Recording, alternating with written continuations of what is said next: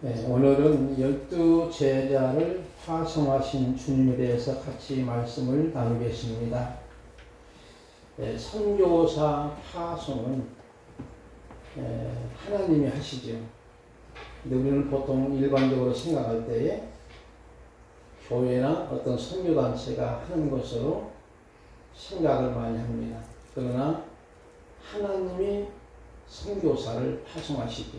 우리나라에 선교사 파송 숫자가 정확한 건 안 나오지만 현재 약 27,000명이 세계 각국의 선교사로 파송되어 있습니다.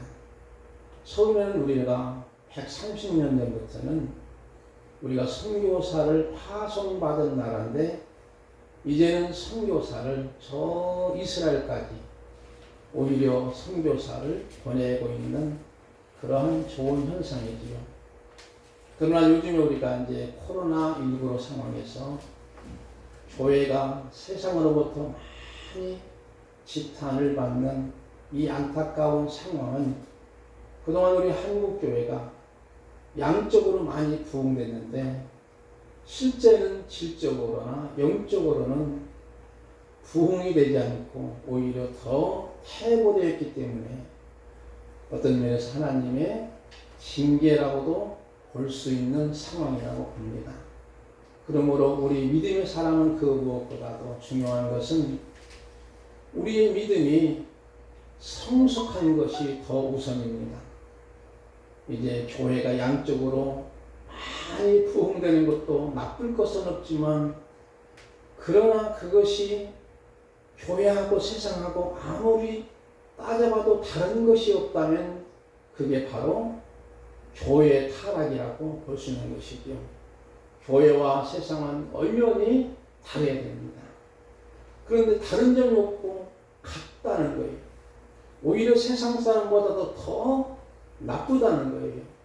이런 면에서 우리가 상당히 고민하지 아니할 수 없는 안타까운 상황을 우리가 깊이 인식해 보면서 오늘 우리 나 자신이 바로 하나님의 교회에서 아니 성령님이 나를 우리의 가정에 우리의 동네에 선교사로 파송되었다는 인식이 중요한 줄 믿습니다. 내가 있음을 통해서 주변의 사람들에게 예수님이 바로 그들에게 알려지는 거예요. 아, 저분은 예수님을 믿고 얼마나 인격적인 면, 도덕적인 면, 윤리적인 면 모든 것이 좋아. 나도 저분처럼 예수님을 믿고 싶어. 이런 말을 듣는다면 그분은 그 지역사회의 선교사가 되는 줄 믿습니다. 그런데 반면에 저분은 이상해. 저분은 참 교회 다니면서도 이상하다고 하면은 그것은 오히려 선교를 방해하는 방해꾼이 될 수밖에 없는 상황인 것을 인식하면서 오늘 우리가 이 말씀을 먼저 받기 전에 내 자신이 하나님 앞에 선교사로 번영을 받은 자라, 우리의 가정에, 우리의 지역사회에, 우리 동네에 이렇게 선교사로, 우리 직장에도 선교사로 파송됐다는 인식을 먼저 갖는 모습이 필요합니다. 우리는 하나님이 파송하신 것이죠. 파송식은 교회나 선교단체 하지만 파송은 하나님이 하십니다. 그런 면에서 구체적으로 보여주는 말씀이 사도행전 13장에서 볼 수 있습니다. 여러분 인쇄물에 보면 잘 나와 있습니다. 사도행전 13장 1절부터 2절 3절까지 봅니다. 안디옥 교회 선지자들과 교사들이 있으니 고 바나바와 니게라는 시몬과 구레네 사람 루기오와 분봉왕 헤롯의 첫동생 마나엔과 및 사울이라.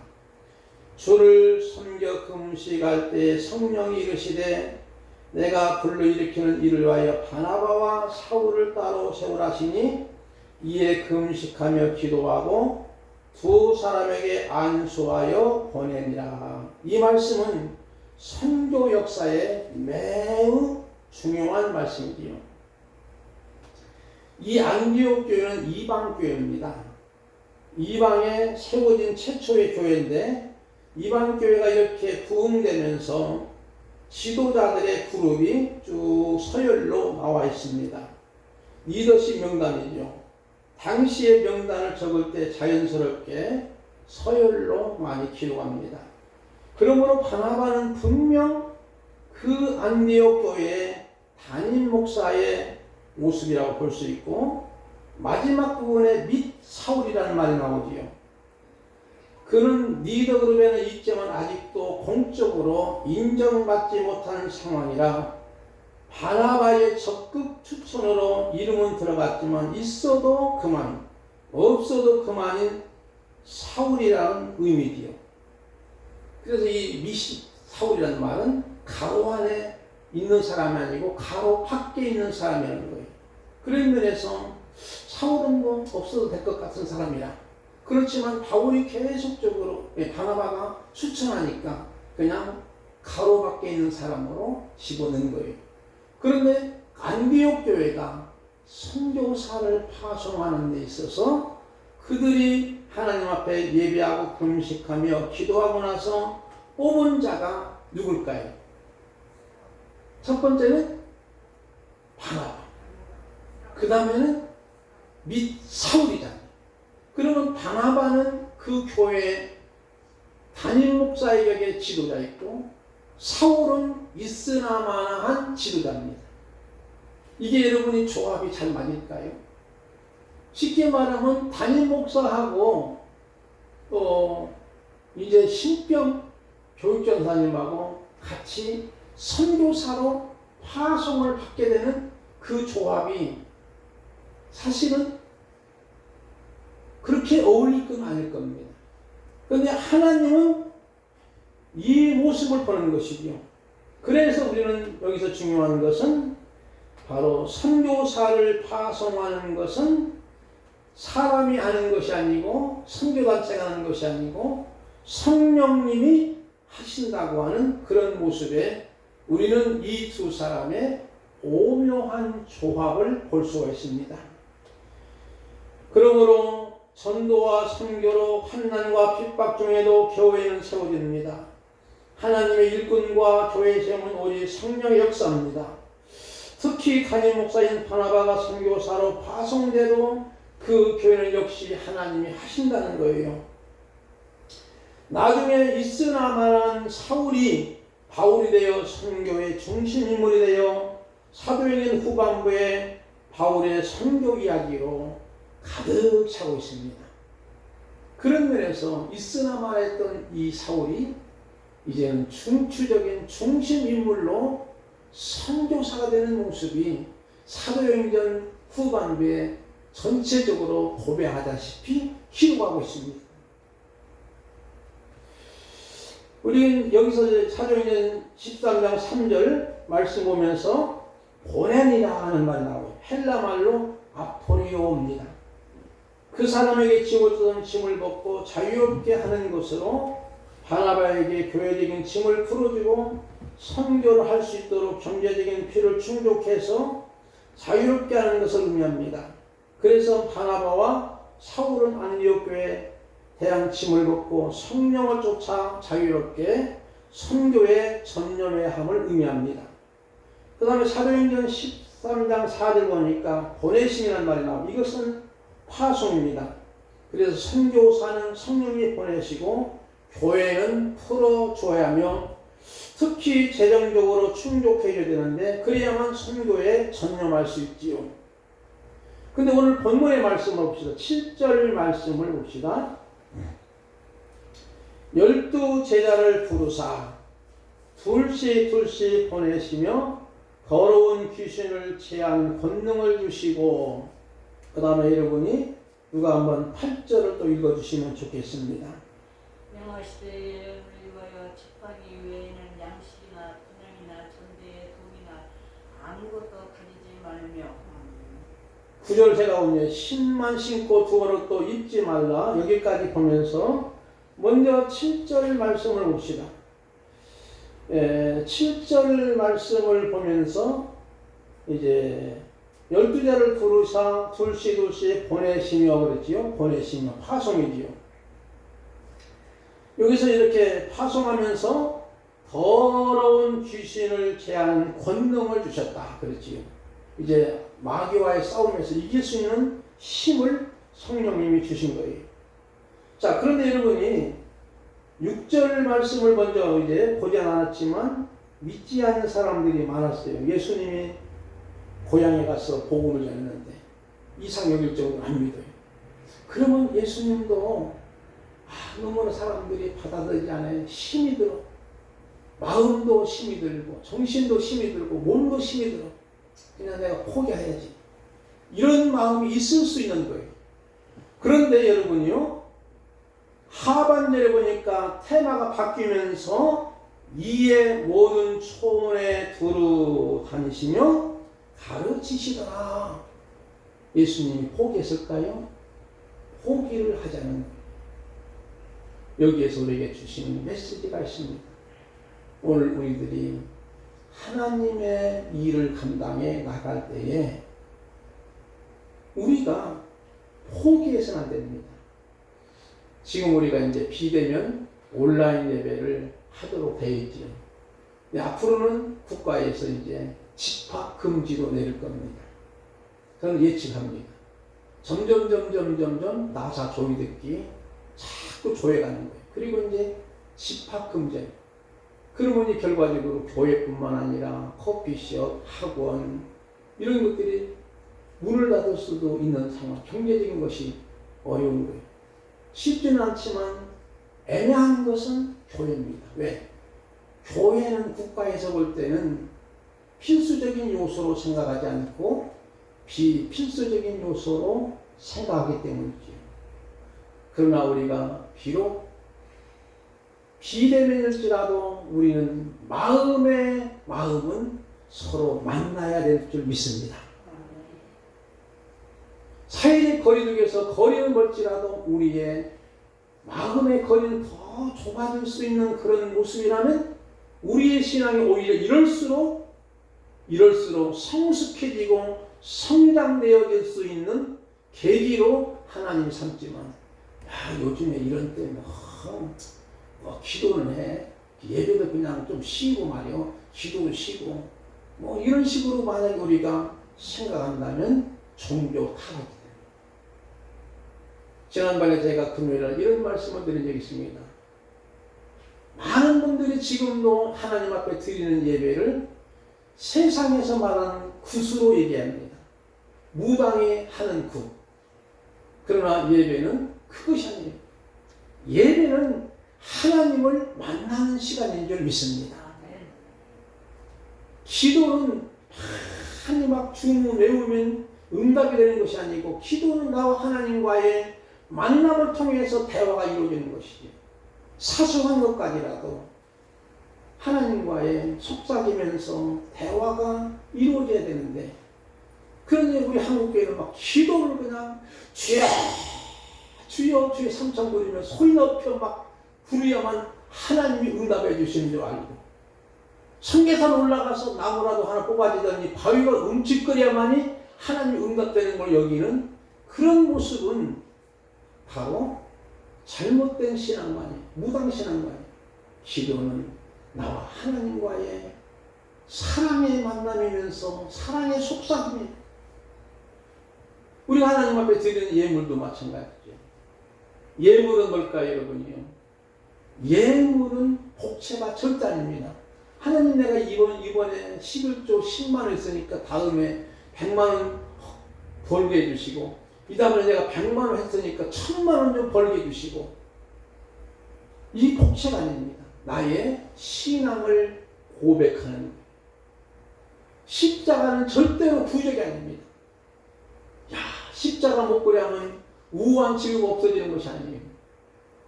오히려 아우피치 그 수용소에서 있었던 사건은 유대인들이 십자가 목걸이 한 사람이 더 많이 죽었답니다. 그 사람들은 십자가가 부적으로 생각하는 거예요. 아니에요. 십자가는 그걸 바라보면서 하나님이 나를 구원하신 그 크신 은혜를 감사하고 감격하고 구원의 확신을 갖는 거예요. 그래서 십자가 무한 영광일세, 요단강 건너로의 무한 영광일세, 이 찬양이 우리의 신앙의 고백이 되어야 될 줄 믿습니다.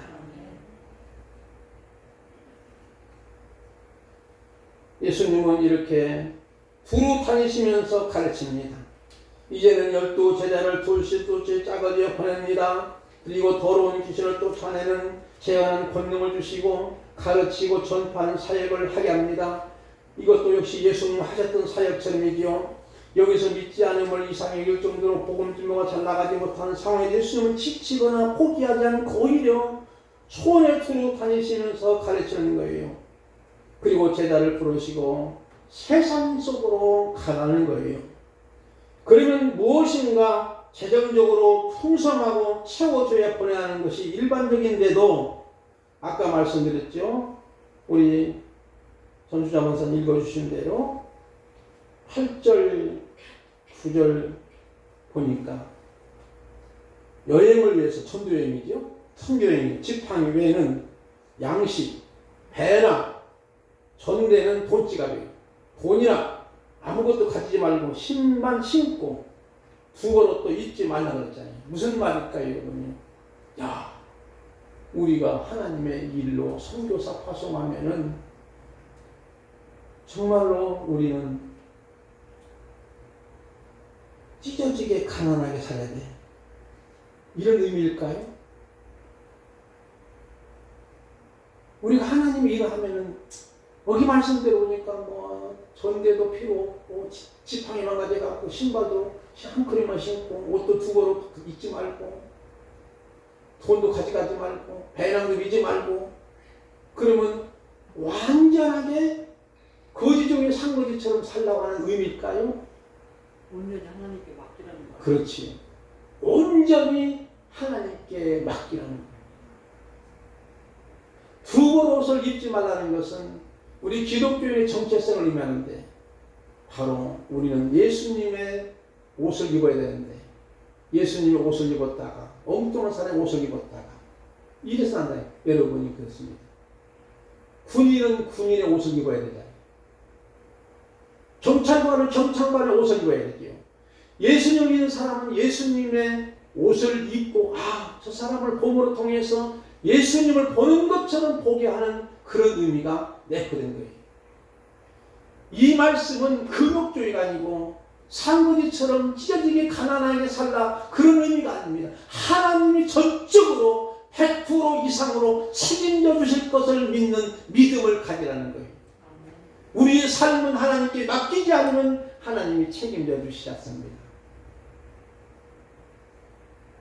사우나에 가보면 요즘에는 제가 사우나도 한 번도 간 적이 없는데 열쇠를 키를 주잖아요. 그러면 그 카운터에서 앞에다 딱 썼어요.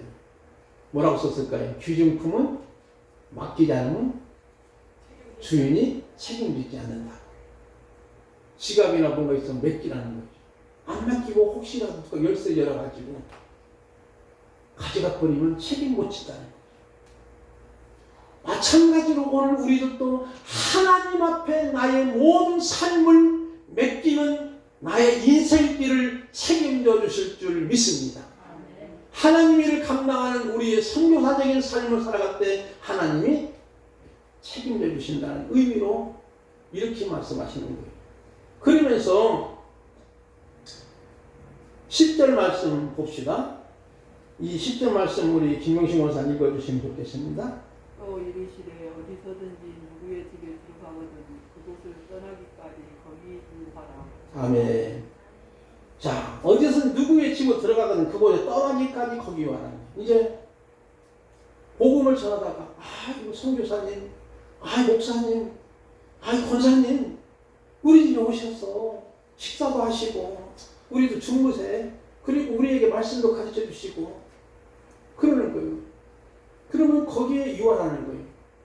바로 이 집이 뭐냐면 쉽게 말하면 가난한 집이라고 생각합시다. 근데 가난하더라도 최선을 다하면서 선교사님을 접대를 하는 거예요.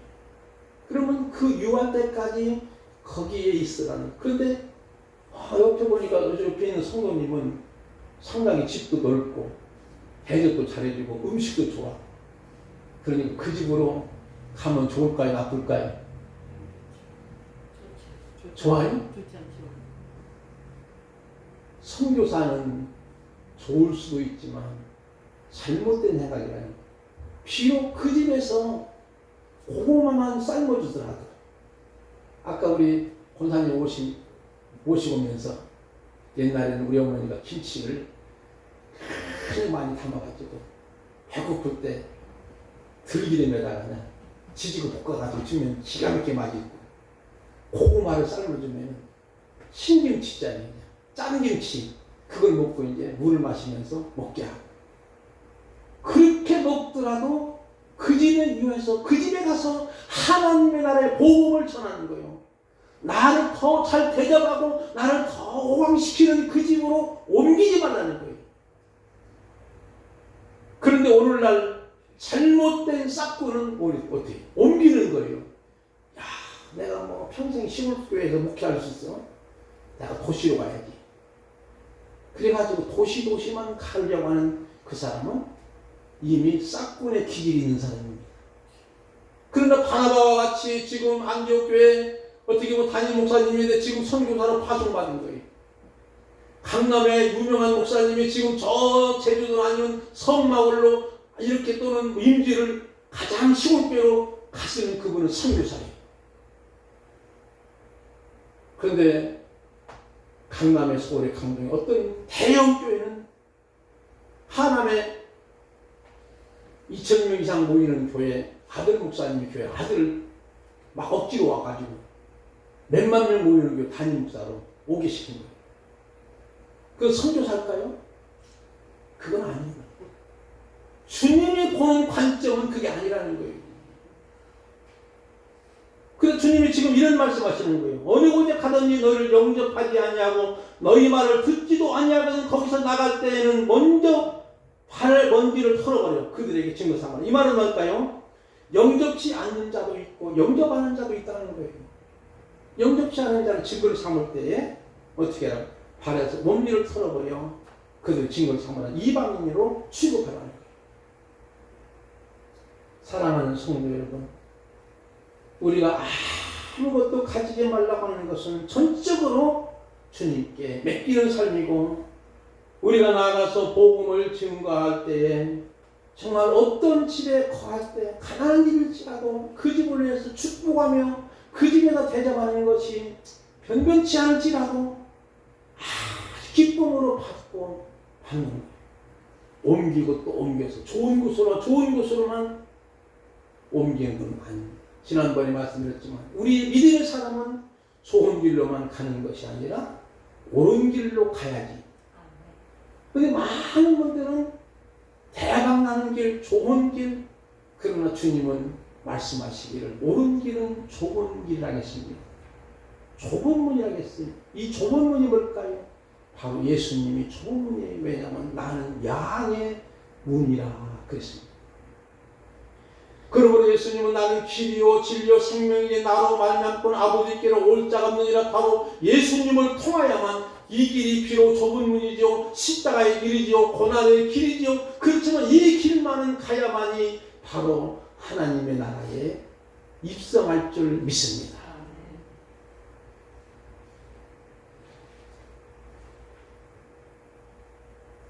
11절 말씀 아까 봤죠? 우리가 환대를 받으면 그 집에 있을 때까지 그 집에서 하나님 나라를 건설하고 거절하는 먼지를 털어버려 증거를 삼으라면 이방인으로 출고하는 것이죠.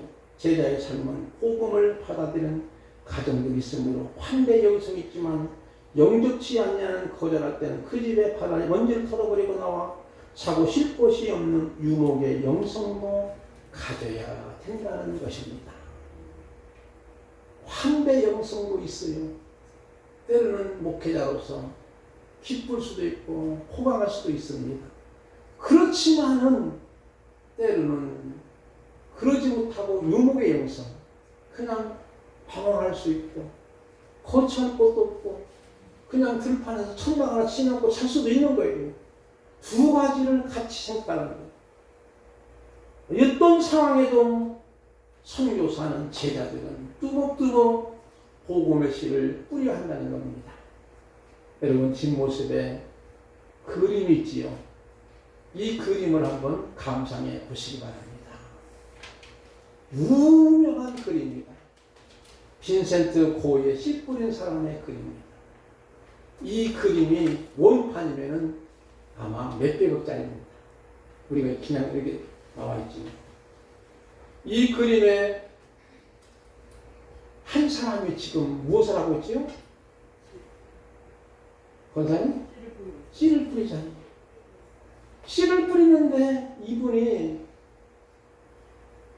그냥 뚜벅뚜벅 길가봐도 괜찮고 옥토도 괜찮고 돌짝봐도 괜찮고 그냥 뚜벅뚜벅 씨를 뿌리는 거예요. 그러면서 그 씨를 뿌리는 이 사람의 신이 뭐냐면 노란색은 언제나 그 당시에 고대 화가들은 하나님을 상징하고 있습니다. 그러면서도 그 태양이 쫙 비치는 노란색이 밝기 하나님이 강력하게 역사하신다는 거예요.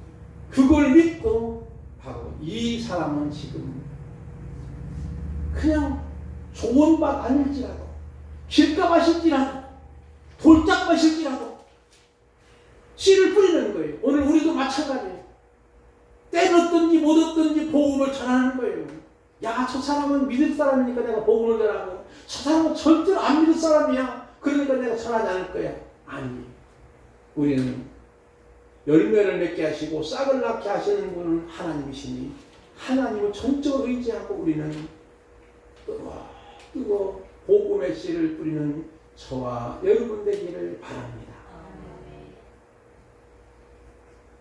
이사야 선지자가 하나님으로부터 부름을 받지요.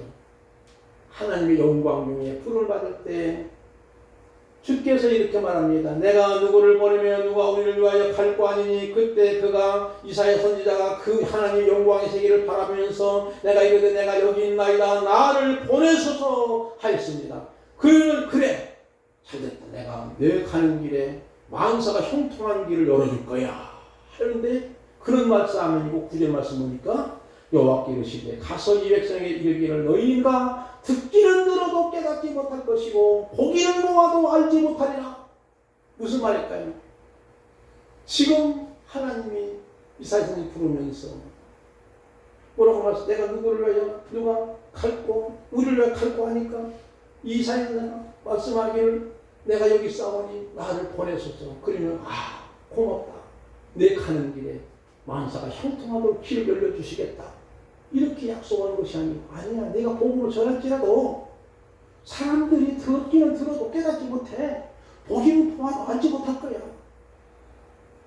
그렇다고 해서 이사야가 포기했을까요? 아니죠. 이사야 선지자, 이사야를 기록한 이 말씀 보면 전체적으로 백성들이 그렇게 못됐어. 그런데도 끝까지 뜨겁고 복음을 전하는 거예요. 쓴소리 하는 거예요. 계속적으로 깨닫도록. 이게 어떤 면에서 오늘 우리의 사역자의 모습이라고 보아집니다. 저의 여러분 이런 사명을 가져야 됩니다.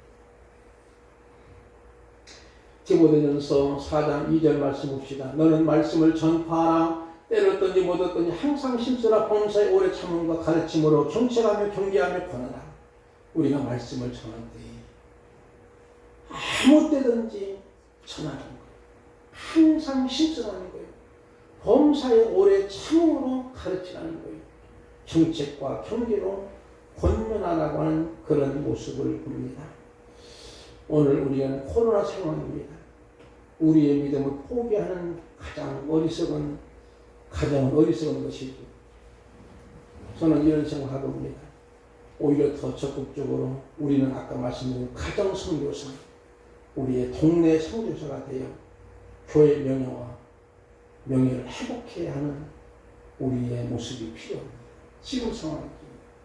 그래서 이제 여러분들이 어렵을지라도 앞으로 더 어려울 수 있습니다. 그래서 가정에서도 반드시 여러분이요 가정 예배를 드리게 되고 아마 이제 추석 지나고 나서 우리 권사님이나 장로님께서 이제 목장 예배를 드렸으면 좋겠습니다. 왜냐하면 수요일날 예배도 이제 더 이거보다 더 적을 수 있습니다. 우리 권사님들 모아가지고만 드려야 될 수 있는 상황이에요. 오늘도 자꾸 6사람이 와가지고 제재를 하더라는 거예요. 그러니까 왜냐하면 코로나가 안 끝납니다. 내년까지 간다는 거예요. 그러면 이것을 우리가 대비하려면 여러분이 가정에서 예배 드려야 돼요. 거기서도 막 찬송하며 기뻐하며 이 예배는 하나님을 만나는 시간이고 기도는 정말로 하나님과 속삭이는 대화의 시간으로 여기된다면 장소가 중요한 것이 아니에요. 그러므로 앞으로는 그런 모습으로 가려고 합니다. 그러므로 여러분은 우리의 가정에 가정 선교사가 되고 우리 동네에 동네 선교사가 되고 여러분 직장에서는 직장 선교사가 되시기를 주님의 이름으로 축복드립니다. 기도하겠습니다. 하나님 아버지, 어려운 상황입니다. 이 코로나 상황에서 자꾸 국가에서는